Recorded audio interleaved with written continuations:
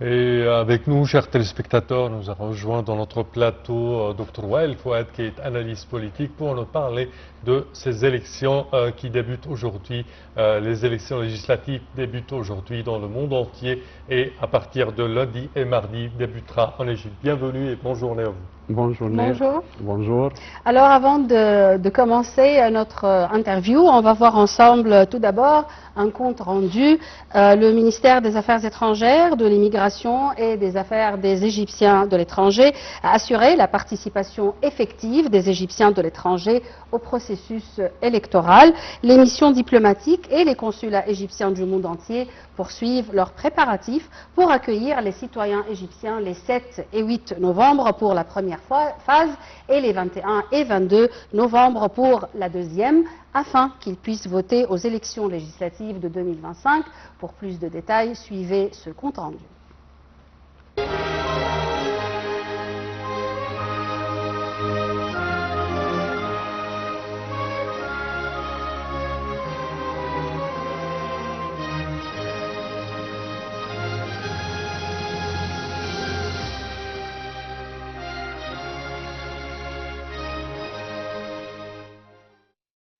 Dans le cadre de l'engagement du ministère des Affaires étrangères, de l'immigration et des Affaires des Égyptiens de l'étranger à assurer la participation effective des Égyptiens à l'étranger au processus électoral.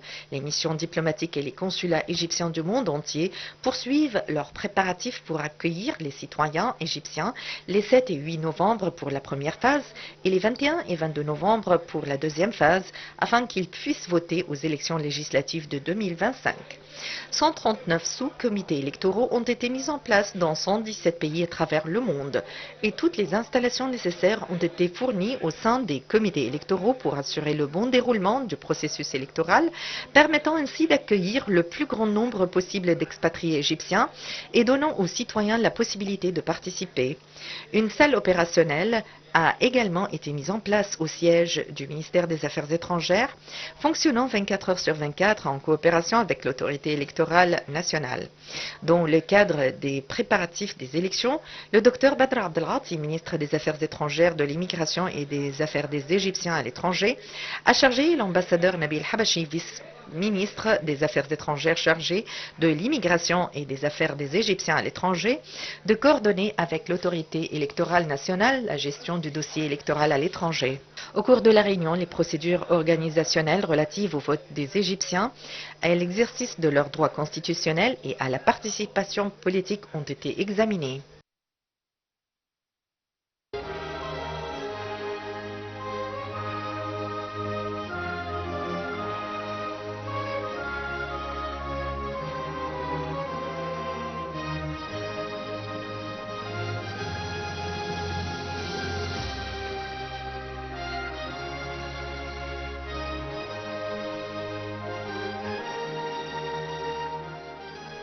Et de retour avec vous, chers téléspectateurs, et avec notre invité, Dr Wael Fouad, qui est analyste politique. Alors, Dr Wael, premièrement, quand on parle du contexte général et de l'importance de ce scrutin, comment le voyez-vous?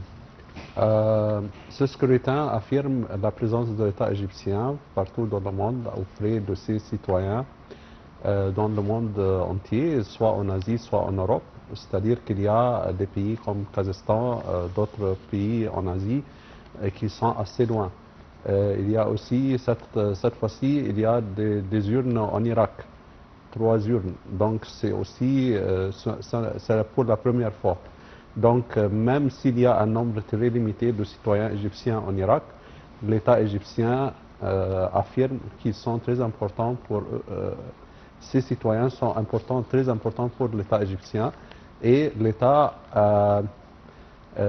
fait de son mieux pour être toujours en contact et leur donner la possibilité de voter comme s'ils sont en Égypte. Alors l'État déploie plus d'efforts, je dirais, pour atteindre les Égyptiens partout dans le monde. Partout dans le monde, pour leur donner la possibilité d'exercer leurs droits, l'un des droits de l'homme. Disons qu'il y a eu une histoire concernant quels sont les droits de l'homme que l'État égyptien affirme ou bien donne la possibilité à ces citoyens d'exercer, on dit aujourd'hui c'est l'une des occasions de l'exercice de droits de l'homme égyptien pour son État, et l'Égypte tient à ce que chaque citoyen, là où il est, n'importe où il est, il a la possibilité d'exercer le droit, je dirais même, son droit. Oui, nous avons parlé de l'importance de la participation des expatriés à ces élections, l'importance pour l'Égypte, pour le pays. À votre avis, quelle est l'importance de cette participation pour les expatriés eux-mêmes, surtout les jeunes générations qui n'ont pas vécu en Égypte? Premièrement, je préfère les immigrés, parce que c'est de leur propre volonté qu'ils sont partis d'Égypte. Donc ils ne sont pas expatriés. Il y a les gens qui travaillent seulement là-bas? Oui, exactement. Ils ont émigré pour une raison ou une autre. Mais pour la jeunesse, l'Égypte aussi joue ou bien favorise l'occasion à la jeunesse, soit en Égypte, soit étranger, d'être toujours en contact avec l'État égyptien de près. Récemment, on a vu que toujours le président est avec les personnes qui souffrent de certains handicaps mentaux, par exemple. Il est là avec eux. L'ouverture du grand musée, il a accompagné des petites filles, c'est-à-dire âgées de 7-8 ans. Et donc, c'est la jeunesse, c'est le fruit de l'État. Et donc, l'Égypte... même s'ils sont à l'étranger? Même s'ils sont à l'étranger.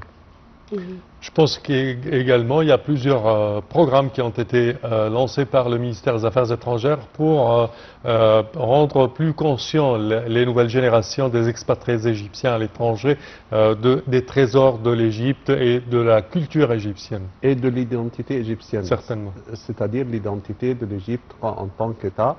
Et il y a eu aussi des programmes, M. Zaha Hawes a encourager la jeunesse vivant à l'étranger de venir apprendre la langue hiéroglyphe et vivre en Égypte.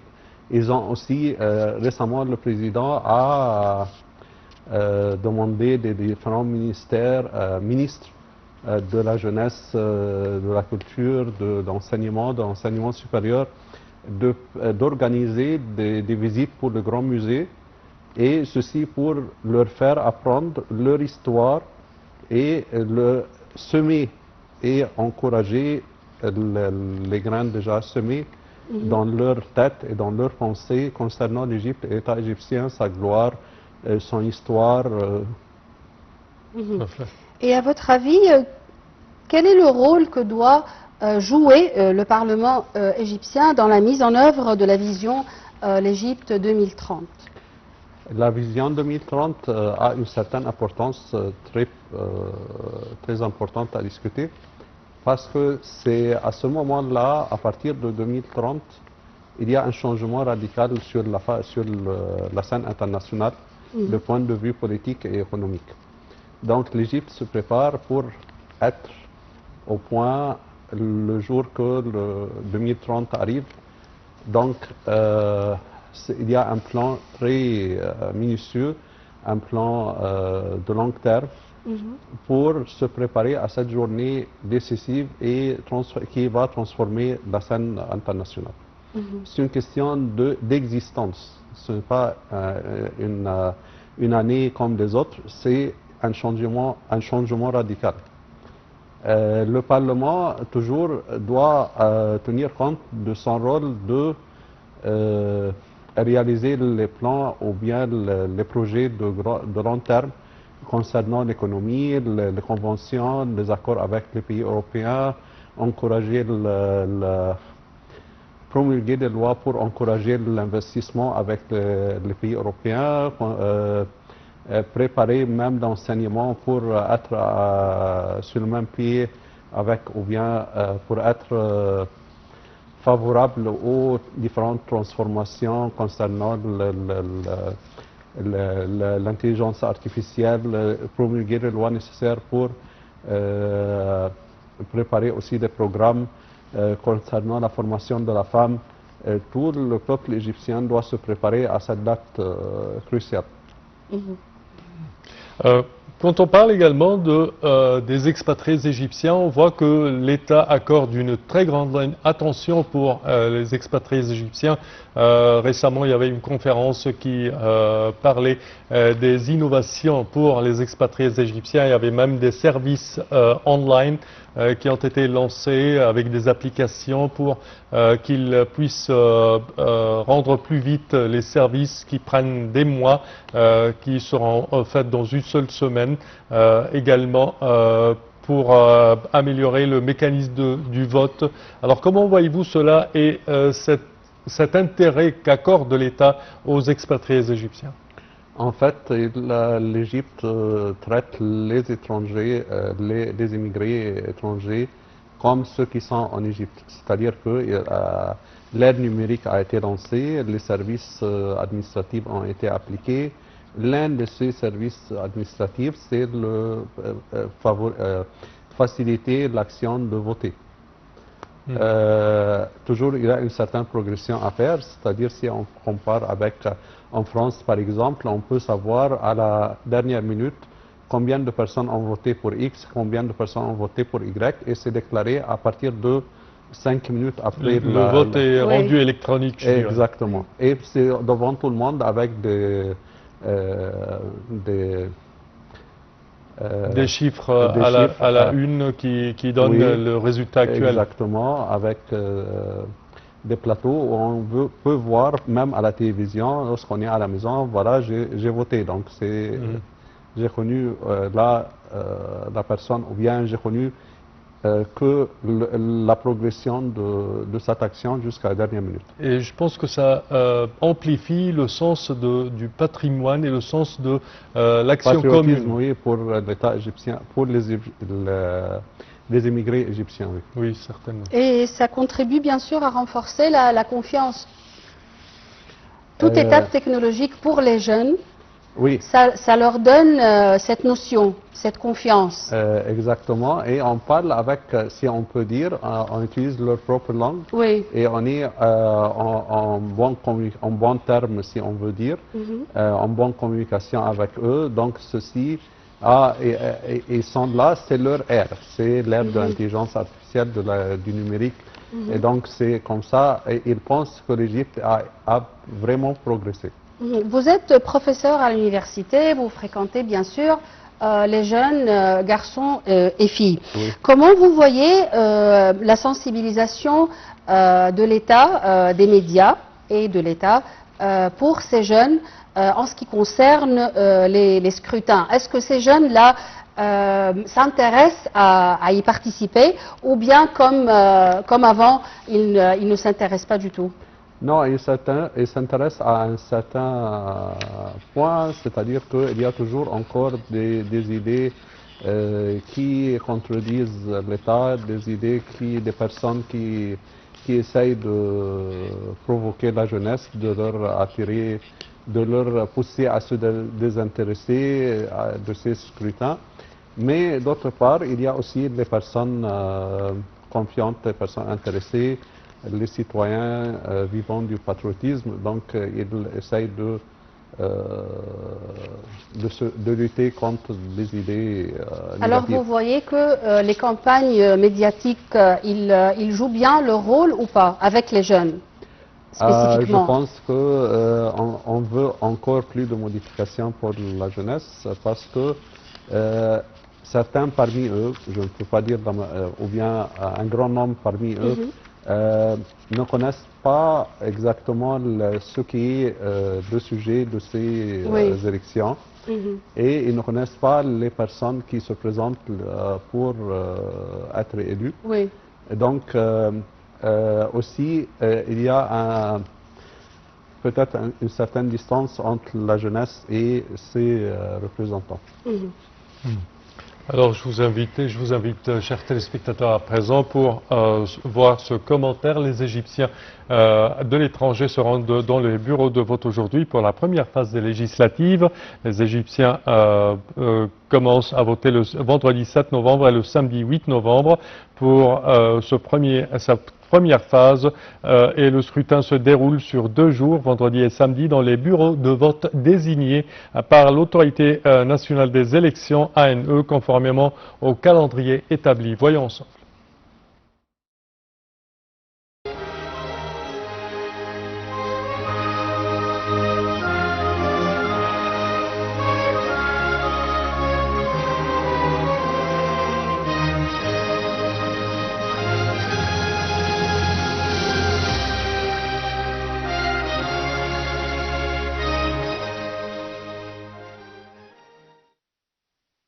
Pour le premier tour de la première phase, le vote à l'étranger se tiendra les 7 et 8 novembre.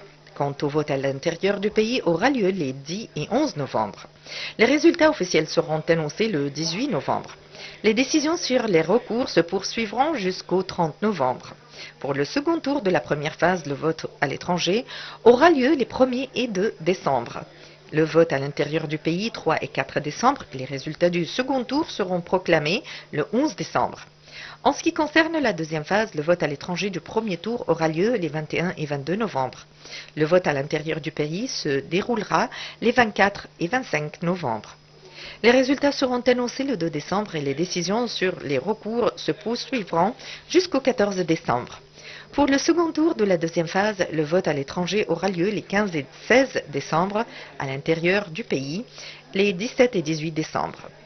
Les résultats définitifs seront proclamés le 25 décembre. Les 596 sièges du Parlement se composent de 448 sièges élus au scrutin à 2 tours dans des circonscriptions allant de 1 à 4 sièges. 120 élus au scrutin uninominal majoritairement à 2 tours et 28 nommés par le président. Dans les sièges à vote groupé, une liste de partis remporte tous les sièges disponibles si elle reçoit plus de 50% des voix. Toutefois, si aucune liste ne recueille plus de 50% des voix, un second tour est organisé entre les 2 premiers partis et la liste ayant obtenu le plus de voix remporte tous les sièges.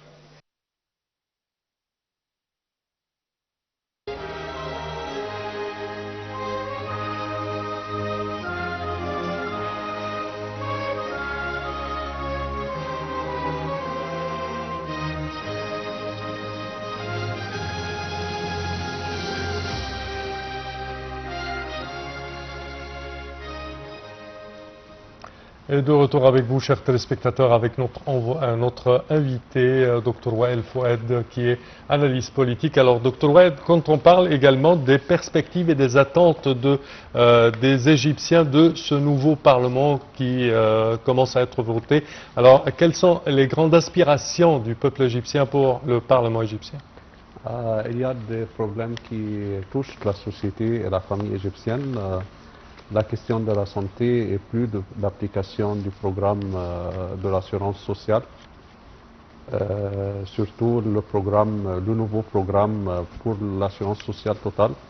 On a appliqué ce programme à Port Saïd, à Suez, à certains... Dans quelques villes tout simplement, mais oui, pas mais sur c'est l'ensemble. avec le plan qui progresse. Ça progresse, oui. Oui. Il y a aussi le problème du bac égyptien et ce baccalauréat, toujours il y a des difficultés encore à mettre en lumière et à clarifier avec l'application et le temps. Le plan de ce bac égyptien, nouveau bac égyptien, n'a pas été déclaré avec la clarté nécessaire. Donc il y a aussi un certain problème ici, le problème de... Quelles sont vos exigences en tant que professeur d'université du nouveau bac? Donner plus de place pour les langues étrangères, parce que c'est nécessaire. Nous sommes un pays, à la fin, l'Égypte est un pays qui favorise le tourisme. Favoriser plus de moyens efficaces à enseigner. Le fait de décider de quel département je vais être inscrit, en quel département, donc il y a des obligations, c'est-à-dire qu'il y a des départements qui existent, on doit faire passer des étudiants à ces départements. Donc ce n'est pas le propre choix de l'apprenant, de l'étudiant universitaire, mais c'est l'ensemble des règles. par exemple, à partir des déclarations du ministre de L'éducation. l'enseignement, de Dans l'éducation, il y a des départements qui sont sur le point de clôturer et Oui. c'est terminé. Mhm. Il y a aussi le problème concernant le loyer et Oui. les maisons et cette loi qui va être Adopté. non, ce n'est pas être adopté. Le conseil, le- le con- le- Qui a été référé devant la Haute Cour le constitutionnelle. tribunal constitutionnel, La Haute Cour constitutionnelle. la Cour constitutionnelle va décider de ces articles, des articles Les approuver alors. les approuver et les approuver. Peut-être certaines lois, certains articles seront annulés. Mhm. Et donc c'est une transformation aussi. On attend aussi à verser plus d'argent pour l'enseignement et pour Les services. les services concernant aussi ou bien les fonds pour le développement de la création et de nouvelles applications en sciences appliquées. Mhm. De nouveaux programmes favorisés dans les secteurs, dans les différentes universités gouvernementales. Donc le développement de l'enseignement supérieur d'une manière plus efficace. Mhm. On attend aussi à verser plus d'argent pour la jeunesse concernant le sport, les activités, leur donner la possibilité de bien manger dans la nourriture dans les écoles. Mhm. Donc ce sont des lois à appliquer. Oui, il y a eu certaines de ces lois, mais c'est encore avec la population qui augmente, on a besoin de plus de fonds pour développer Financer. ces services. Nous parlons ici donc des Égyptiens qui vivent en Égypte. Oui. Si on pose la même question pour les Égyptiens à l'étranger, comment les députés élus peuvent défendre les intérêts de ces Égyptiens à l'étranger? Les Égyptiens à l'étranger sont un trésor. Donc ils ont des besoins, des nécessités concernant par exemple, investir en Égypte, établir des projets, fonder des usines, des entreprises, revenir avec la devise forte. Donc on a eu la Banque centrale a lancé une initiative pour mettre fin au marché noir et encourager le peuple égyptien à l'étranger de verser ou bien de faire passer leur monnaie à travers les canaux légitimes. Donc aussi il y a le fait de pouvoir passer une voiture en entrant en Égypte, importer avec eux. Le problème des douanes. Les problèmes des douanes, le problème aussi de pouvoir trouver des appartements ou bien d'acheter des appartements ici. Le problème de faciliter le service militaire aussi pour les jeunes qui sont exemptés ou bien qui sont là-bas, c'est terminé, ils ne peuvent pas Revenir. voter, ils ne peuvent pas rentrer en Égypte pour accomplir le service militaire. Il y a aussi des problèmes concernant l'assurance et versé ou bien l'assurance sociale pour eux à l'étranger. Il y a aussi des problèmes concernant le fait de pouvoir enterrer leur somme d'argent ou leur enterrer les personnes mortes à l'étranger. Enterrer, ah ok. Oui, en Égypte. Et il y a aussi un très grand budget au point de décider que voilà, la personne sera enterrée dans l'autre pays, pas en l'autre Égypte. pays, non dans l'Égypte. Donc ce sont un ensemble de services demandés. Le Haut Comité... Le problème du mariage aussi, le mariage civil et de différentes... c'est-à-dire... reconnaître le mariage civil en Égypte. Oui. Et quels sont les mécanismes qui assurent la transparence du vote, que ce soit en Égypte ou à l'étranger? La transparence, ça s'applique avec le temps. Il y a aussi le fait de se présenter même. Si un représentant se décide de dire que voilà, je suis pour vous servir, les critères du choix de ce représentant avant d'être inscrit sur la liste finale des candidats. Il y a eu plusieurs discussions, il y a eu le problème de l'argent politique et l'argent versé pour la propagande d'un côté et pour attirer les personnes et pour voter. Avec le temps, ça a été un peu diminué. Des cadeaux donnés le jour même du vote, je pense que ça a un peu diminué, mais on demande toujours de éliminer toutes sortes de possibilités de jouer sur la volonté de telle ou telle personne qui vote. Réduire la corruption. Réduire à la... oui. Au minimum. Exactement. Quand on parle également des jeunes Égyptiens vivant à l'étranger, on parle certainement de la reconnaissance de l'État et certainement de la société égyptienne. Néanmoins, je pense qu'on doit avoir une sorte de programme éducationnel qui puisse intégrer ces jeunes pour, par exemple, 6 mois ou quoi, pour avoir un certain un savoir-faire de la société égyptienne, de l'expertise dans un certain domaine. C'est-à-dire plus avoir la porte ouverte des universités pour des cycles ou des curriculums non conventionnels, oui, un tout petit peu maniables pour qu'ils puissent, par exemple, faire un terme là et revoyager dans leur pays. Ça dépend, oui, ça dépend des sources données ou bien accordées au premier de chaque promotion. Ouais. Et c'est comme le prix, c'est-à-dire qu'il y a dans certaines universités des accords signés avec des personnes qui ont décidé de consacrer une certaine somme d'argent pour aider les personnes géniales capables d'aller continuer en Europe ou bien à l'étranger.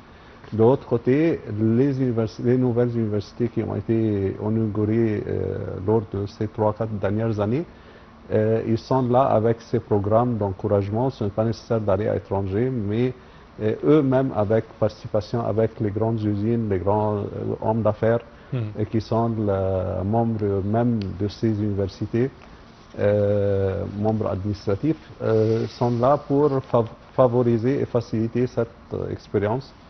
Le problème, c'est que ces nouvelles universités sont à un certain... les tarifs ou bien les tarifs d'inscription à ces universités ne sont pas à la portée d'une grande partie de personnes.